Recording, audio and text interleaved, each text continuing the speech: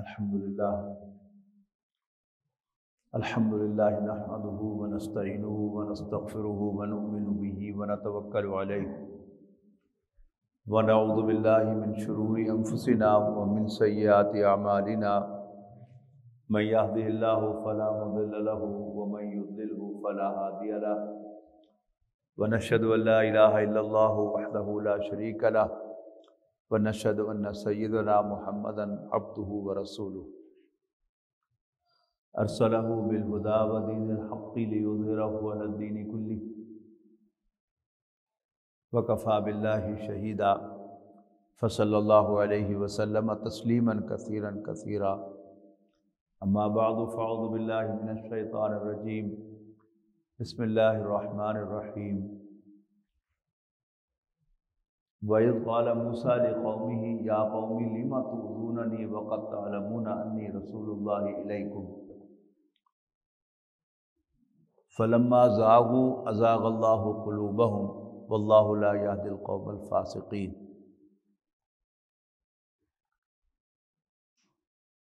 هُوَ الَّذِي أَرْسَلَ رَسُولَهُ بِالْهُدَىٰ وَدِينِ الْحَقِّ لِيُظْهِرَهُ عَلَى الدِّينِ كُلِّهِ وَلَوْ كَرِهَ الْمُشْرِكُونَ یا ایھا الذین آمنوا هل ادلکم علی تجارۃ تنجیکم من عذاب علیم تؤمنون باللہ ورسولہ وتجاہدون فی سبیل اللہ باموالکم وانفسکم ذالکم خیر لکم ان کنتم تعلمون یغفر لکم ذنوبکم ویدخلکم جنات تجری من تحتها الانہار ومساکن طیبۃ فی جنات عدن ذالک الفوز العظیم واخری تحبونها نصر من اللہ وفتح قریب وبشر المؤمنین۔ محترم بزرگوں، دوستو، عزیزوں اور بھائیوں،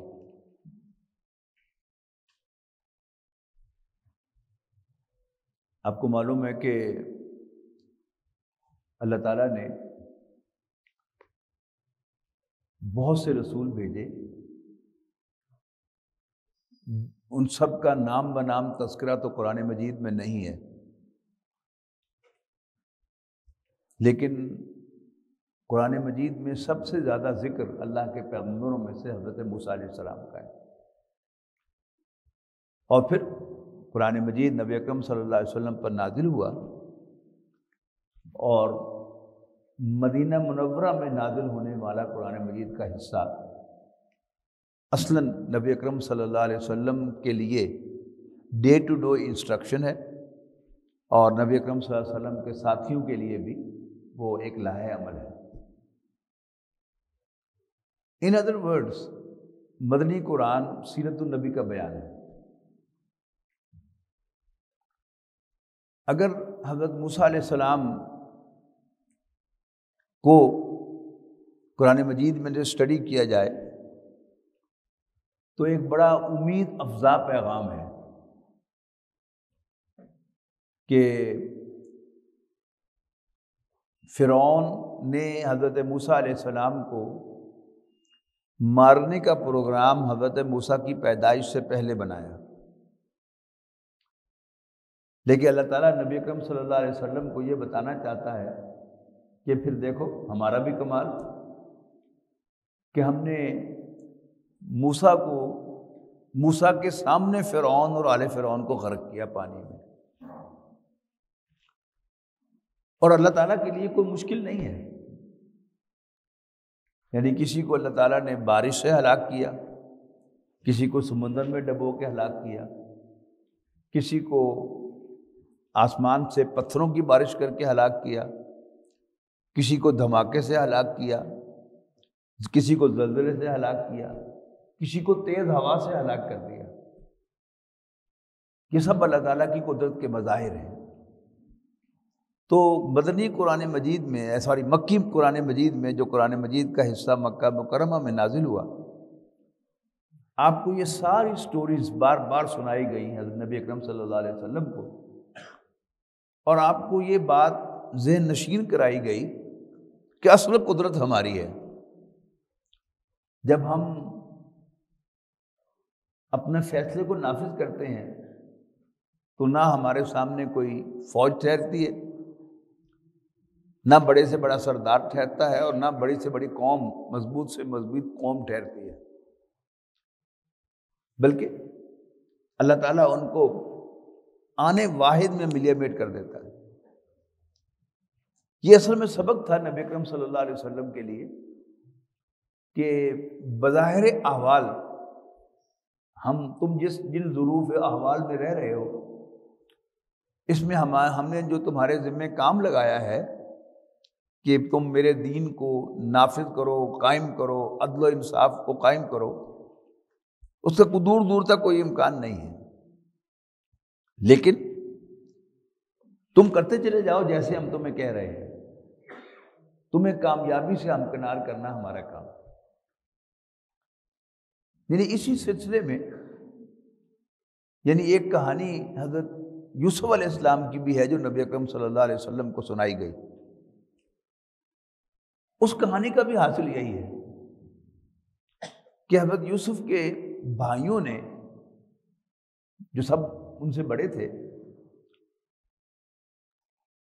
اپنے خیال کے مطابق ان کو ان کے والد گرامی سے دور کرنے کے لیے انہیں کنویں میں پھینکا،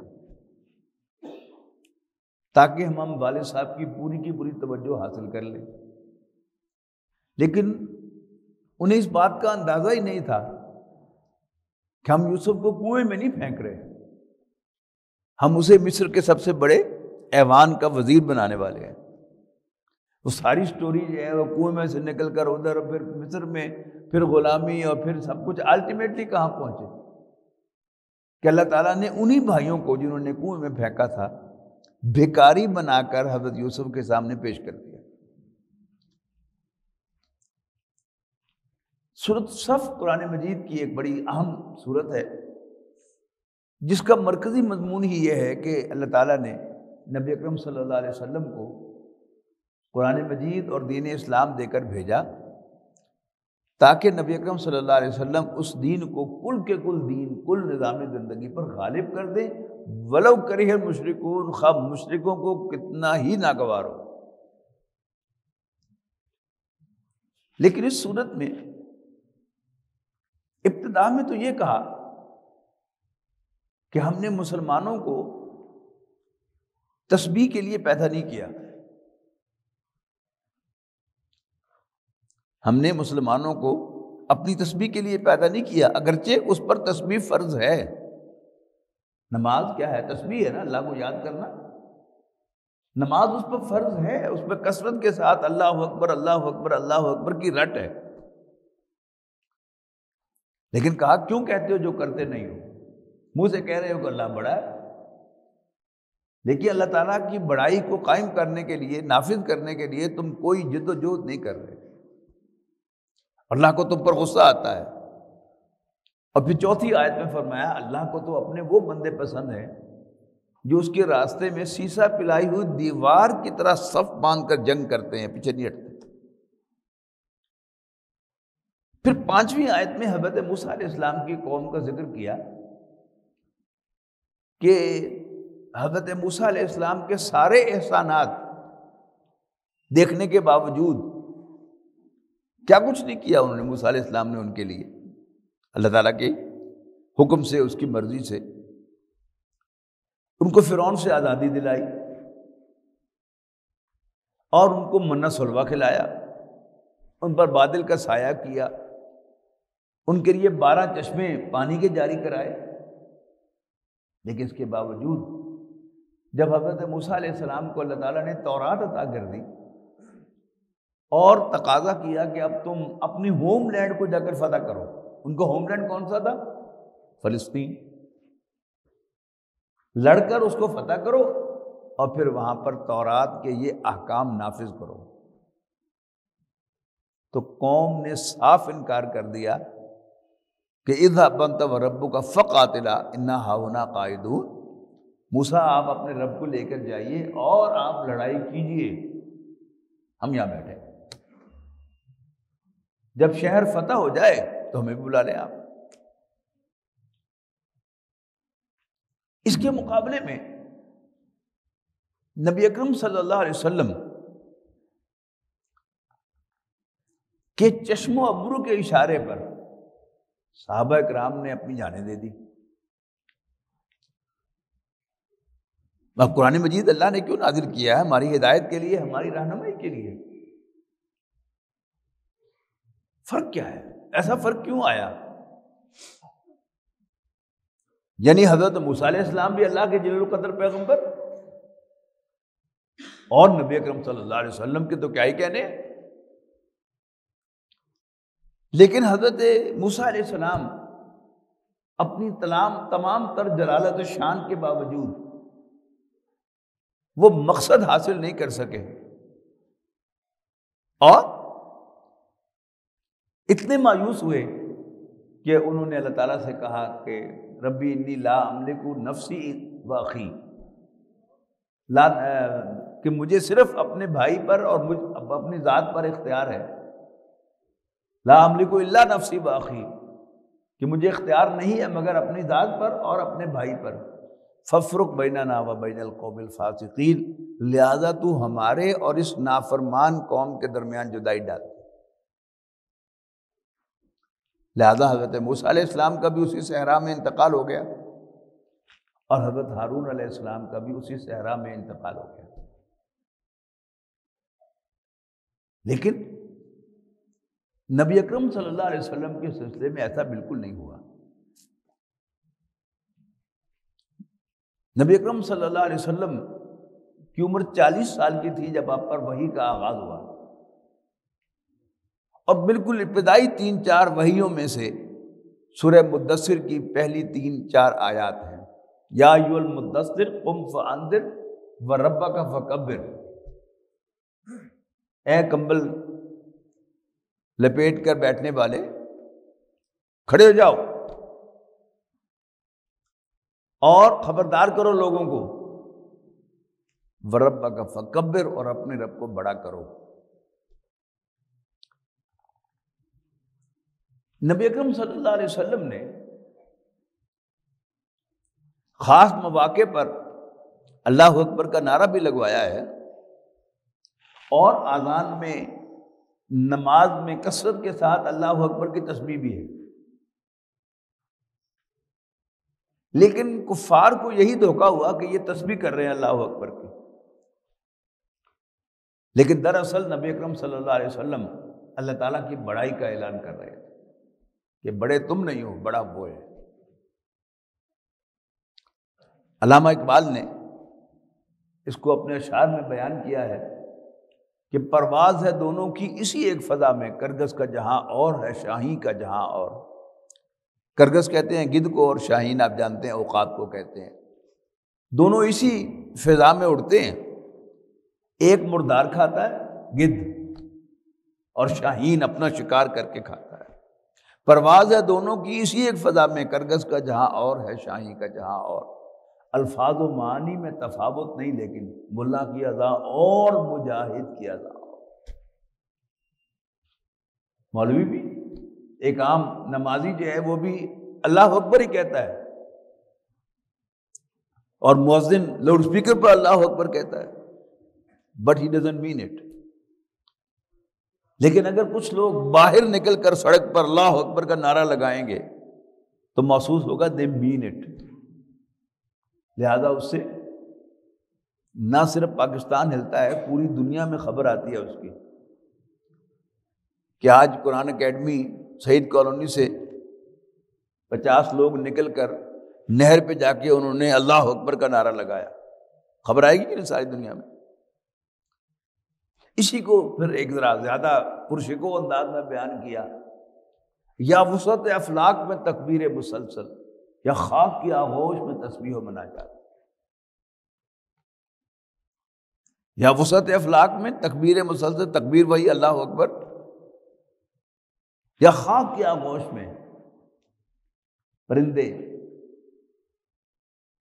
جانور، مچھلیاں، پودے، زمین کا ہر ذرہ، پہاڑ، یہ سب اللہ کی تسبیح کر رہے ہیں نا۔ یا خاک کی آغوش میں تسبیح و مناجات، وہ مذہب مردان خدا کا خدا مس، اور یہ ملا و نباتات، مذہب ملا و نباتات و جماعات۔ یعنی جب مسلمان بھی صرف زبانی اللہ اکبر کی تسبیح کرتا ہے تو پھر یہ نباتات اور جمادات کے ساتھ مل جاتا ہے جا کر، جبکہ اگر یہ اللہ کے دشمنوں کو للکارتے ہوئے اللہ اکبر کہتا ہے تو پھر یہ خود آگاہ بھی ہے اور خدا مست بھی ہے، اللہ سے محبت بھی رکھتا ہے اور اپنی حیثیت سے بھی آگاہ ہے کہ میں اللہ کا بندہ ہوں، اس کا غلام ہوں۔ تو حضرت موسیٰ علیہ السلام وہ قوم کو لے کر نکلے اور انہیں قوم کو لڑنے کا حکم دیا تو قوم نے لڑنے سے انکار کر دیا، اور نبی اکرم صلی اللہ علیہ وسلم جب میدان بدر میں لے کر نکلے اپنی قوم کو، بلکہ لڑنے کے جو نکلے ہی نہیں تھے، لیکن درمیان میں حکم دیا کہ اب 1000 کا لشکر آ رہا ہے، اسے لڑو، ایک بھی پیچھے نہیں ہٹا۔ کیوں؟ انسان تو ایک ہی ہے نا۔ نبی اکرم صلی اللہ علیہ وسلم نے، یعنی اب یوں سمجھیے کہ رمضان سن 2 ہجری میں غزوہ بدر ہوا ہے، 15 سال ہو گئے ہیں نبی اکرم صلی اللہ علیہ وسلم کو دعوت دیتے ہوئے۔ وہ دعوت کس چیز کی دی ہے آپ نے؟ آخرت کے بارے میں خبردار کیا ہے۔ جب آپ قربانی چاہتے ہیں کسی سے کہ وہ مرے تو اس کے سامنے آخرت رکھیں گے، اسے معلوم ہونا کہ میں یہاں مروں گا اور ساتھ ہی مجھے ایک اور ملے گا انعام۔ اگر اسے یہ احساس ہوگا کہ میں اگر مر گیا تو بس ختم ہو جاؤں گا، تو پھر وہ آمادہ نہیں ہوگا اس کام کے لیے کہ میں جان دے دوں۔ جتنا آخرت کا یقین پختہ ہوگا اتنا ہی قربانی کے لیے جذبہ ہوگا۔ تو نبی اکرم صلی اللہ علیہ وسلم کے ساتھی کیوں مرنے کو تیار ہو گئے؟ اس لیے کہ انہیں سبق یہی پڑھایا گیا تھا۔ تو سورہ صف میں کی آیات میں نے آپ کو سنائی کہ اللہ نے اپنے پیغمبر صلی اللہ علیہ وسلم کو بھیجا ہی اس لیے کہ آپ اس دین کو غالب کر دیں، خواہ یہ کچھ مشرکوں کو برا لگے۔ ساتھ ہی کیا فرمایا؟ مسلمانوں کیا میں تمہیں ایک ایسا سودا نہ بتاؤں؟ سودے میں کیا ہوتا ہے؟ کاروبار میں کیا ہوتا ہے؟ انویسٹمنٹ۔ اگر تم اس میں اپنی جان اور مال انویسٹ کرو گے تنجیکم من عذاب علیم، تو تمہیں ایک دردناک عذاب سے نجات مل جائے گی۔ ذالکم خیر لکم ان کنتم تعلمون، اگر تم جانو تو یہ تمہارے لیے بہتر ہے۔ یغفر لکم ذنوبکم، پہلا انعام کیا ملے گا؟ اللہ تمہارے گناہوں کو بخش دے گا۔ وَيُدْخِلْكُمْ جَنَّاتٍ تَجْرِي مِن تَحْتِهَا الْأَنْهَارُ، اور اللہ تمہیں داخل کرے گا ایسے باغات میں جن کے نیچے نہریں بہتی ہیں۔ وَمَسَاكِنَ طَيِّبَةً فِي جَنَّاتِ عَدْنٍ، اور ہمیشہ ہمیشہ کے باغات میں رہنے کے عمدہ مسکن ہوں گے، ودیع گھر ہوں گے۔ ذالک الفوز العظیم، یہ تو ہے بڑی کامیابی۔ وَأُخْرَى، اینڈ another، ایک اور بھی، وہ کیا ہے؟ نصر من اللہ وفتح قریب، اللہ کی مدد آئے گی اور جلد ہی فتح بھی مل جائے گی، یعنی اس دنیا میں بھی کامیابی مل جائے گی، لیکن اصل مقصود آخرت کا ہوگا تو آخرت تو ضرور ملے گی، لیکن دنیاوی کامیابی کا وعدہ ہے امیجیٹلی نہیں، آخرت کی کامیابی امیجیٹ ہے۔ ہم سب جانتے ہیں نا، وَلَا تَقُولُوا لِمَن يُقْتَلُ فِي سَبِيلِ اللَّهِ أَمْوَاتٌ بَلْ أَحْيَاءٌ وَلَٰكِن لَّا تَشْعُرُونَ، جو لوگ اللہ کے راستے میں مارے جائیں، قتل ہو جائیں، انہیں مردہ مت کہو، وہ تو زندہ ہے لیکن تمہیں اس کا شعور نہیں ہے۔ سورہ آل عمران میں مزید فرمایا اور وہ اللہ کے یہاں رزق کھا رہے ہیں، مطلب کیا ہے کہ فوراً جنت میں چلے جائیں گے اور وہاں پر وہ مزے اڑانے شروع کر دیں گے۔ تو اخروی کامیابی، جنت، گناہوں کی بخشش، یہ وہ چیزیں تھیں کہ جو بنی اسرائیل کے اندر، اگرچہ حضرت موسیٰ علیہ السلام ظاہر ہے خود بنی اسرائیل میں سے تھے، اور بنی اسرائیل سب کے سب اللہ اور اس کے رسولوں کے ماننے والے تھے، جنت و دوزخ کو ماننے والے تھے، لیکن وہ ایمانیات جو تھے وہ ان کے دل میں پوری طرح ہیمر نہیں ہوئے تھے، جبکہ نبی اکرم صلی اللہ علیہ وسلم نے مسلسل 13 سال مکہ مکرمہ میں اور اس کے بعد بھی مدینہ منورہ میں آ کر، آپ یاد کیجئے گا کہ قرآن مجید میں سے جو جہری نمازیں ہیں نبی اکرم صلی اللہ علیہ وسلم ان میں اکثر و بیشتر جو آخری منزل ہے اس کی آیات تلاوت کیا کرتے تھے، اور آخری منزل کہاں سے شروع ہوتی ہے؟ سورۃ قاف سے، قاف والقرآن المجید بل عجبوا ان جاءهم منذر منهم فقال الكافرون هذا شيء عجیب اذا متنا وكنا ترابا ذلك رجع بعید قد علمنا ما تنقص الارض منهم وعندنا کتاب حفیظ بل كذبوا بالحق لما جاءهم فهم في امر مريج۔ یعنی ایک ہی مضمون ہے مکی صورتوں کا، وہ کیا ہے؟ آخرت کا مضمون۔ قرآن مجید کی قسم ہے کہ یہ اللہ کا کلام ہے، حضرت محمد صلی اللہ علیہ وسلم اللہ کے رسول ہیں۔ بل عجبوا ان جاءهم منذر منهم، لیکن انہیں تعجب ہو رہا ہے کہ ان کے پاس ایک خبردار کرنے والا انہی میں سے آ گیا ہے، کہ بل عجبوا ان جاءهم منذر منهم فقال الكافرون هذا شيء عجیب، اور یہ کافر کہتے ہیں کہ یہ تو بڑی عجیب بات ہے، اذا متنا وكنا ترابا، کیا جب ہم مٹی میں رل جائیں گے، مٹی ہو جائیں گے اور ہڈیاں رہ جائیں گے، ائنا فی خلق جدید، تو کیا ہم نئے سرے سے پیدا کیے جائیں گے؟ بل کذبوا بالحق لما جاءهم، اصل میں یہ حق بات کو جھٹلا رہے ہیں جب ان کے پاس آئی ہے۔ تو آخرت کا مضمون بار بار اس میں کوئی شک نہیں ہے کہ تاریخ انسانی میں اگر آپ دیکھیں گے تو باطل کے لیے بھی لوگوں نے بڑی بڑی قربانیاں دی ہیں۔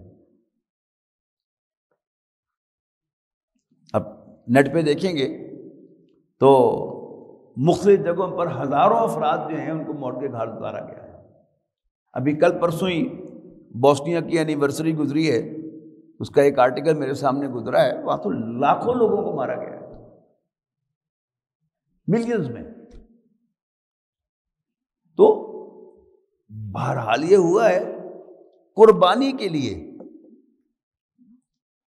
بہرحال آپ کو جو سب سے مؤثر نظریہ ہیمر کرنے کی ضرورت ہوتی ہے وہ آخرت کا نظریہ ہے، وہ ہوگا تو پھر قربانی دینے والے جو ہیں وہ آگے ہوں گے، سب سے پہلے لیڈر، اور پھر بعد میں ہوں گے ان کے پیچھے۔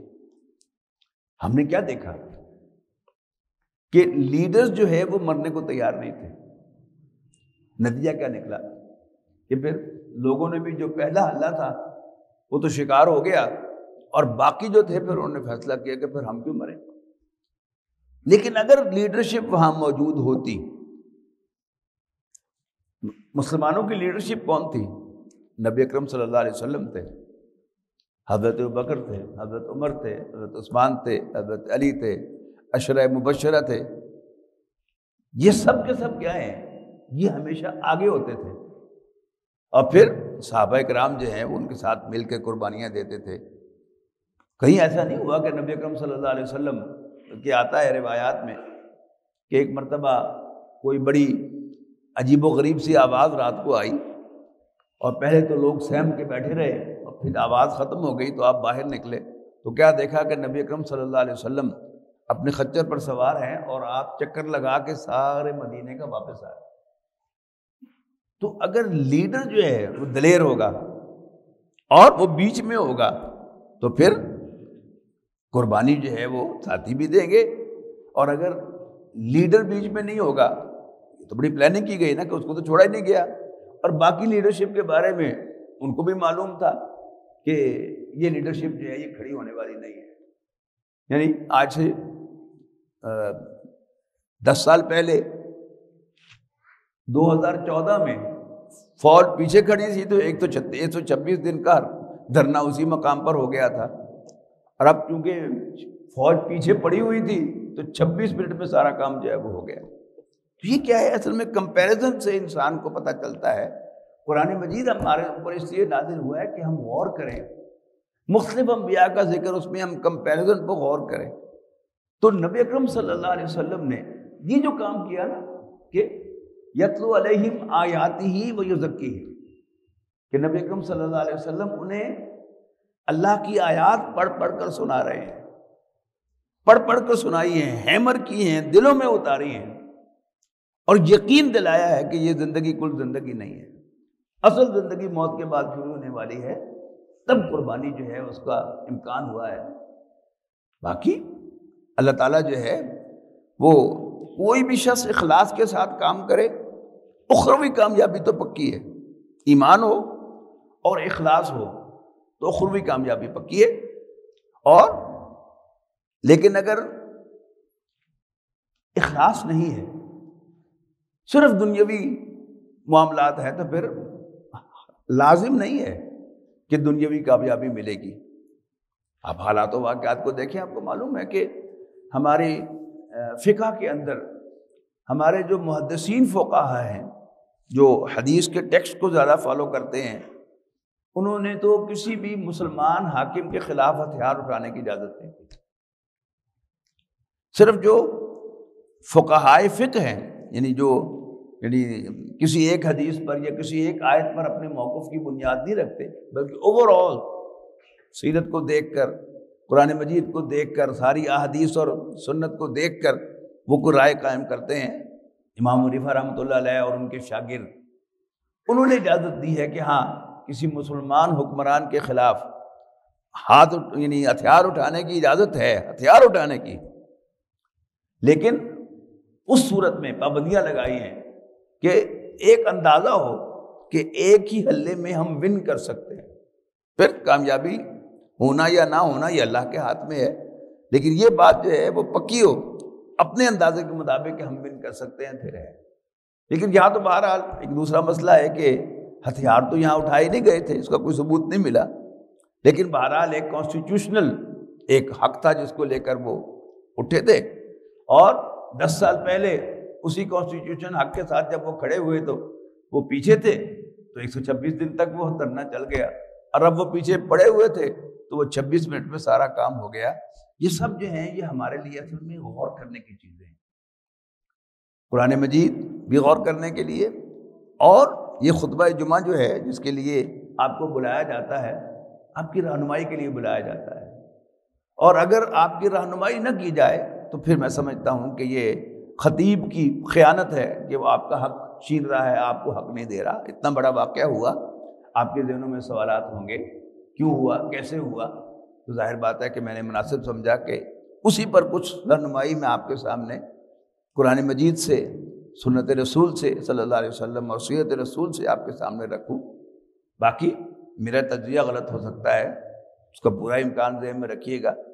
اور پھر ظاہر ہے اب ایک واقعہ ہوا ہے اور اس پر پھر تجزیے آئیں گے، مجھ سے بہتر تجزیے بھی آئیں گے کہ کیا وجوہات تھی، کیا ہوا، کیا نہیں ہوا، کیا جو عمران خان صاحب کا موقف بھی غلط تھا. ایسے بھی بہت سے مضامین جو ہے وہ آپ کے سامنے آئیں گے. اور تحریک انصاف کی اسٹریٹجی میں کیا کیا غلطیاں تھیں، کیا کیا کرنا چاہیے تھا، کیا کیا نہیں کرنا چاہیے تھا. لیکن فی الحال تو یہ بات جو ہے یہ پکی ہو گئی ہے کہ اس ملک پر حکمران فوج ہے، کانسٹیٹیوشن نہیں ہے، اور یہاں پر ڈیموکریسی نہیں ہے، یہاں پر فوج کی حکومت ہے، اور وہ پکی ہو گئی ہے. باقی ہمارے لیے ایک راستہ ہے کہ ہم سوچ سمجھ کر، غور و فکر کر کے یہ طے کر لیں کہ ہمیں یہی قبول ہے، یا ہم چاہتے ہیں کہ یہاں پر عوام کی حکمرانی ہو، کانسٹیٹیوشن کی حکمرانی ہو. فوج کی حکمرانی میں کوئی گناہ نہیں ہے، لیکن یہ بات کانسٹیٹیوشن میں طے ہو جانی چاہیے کہ جو بھی فوج کا سربراہ ہوگا وہ ملک کا صدر ہوگا. لیکن یہ اس طرح سے آنا جو ہے یہ غلط نہیں ہے، اور اگر اس کو پاکستانی قوم نے برداشت کیا تو پھر ہمارا کیا مستقبل ہے؟ none of us is secure، نہ ہمارے بچے، ہماری نسلیں جو ہیں وہ آئندہ سیکیور ہونے والی ہیں۔ اللہ تعالیٰ سے دعا ہے کہ اللہ تعالیٰ ہمیں صحیح بات کو سمجھنے کی توفیق دے، صحیح فیصلہ کرنے کی توفیق دے، اور حق کا ساتھ دینے کی توفیق دے۔ آخر دعوانا الحمدللہ رب العالمین۔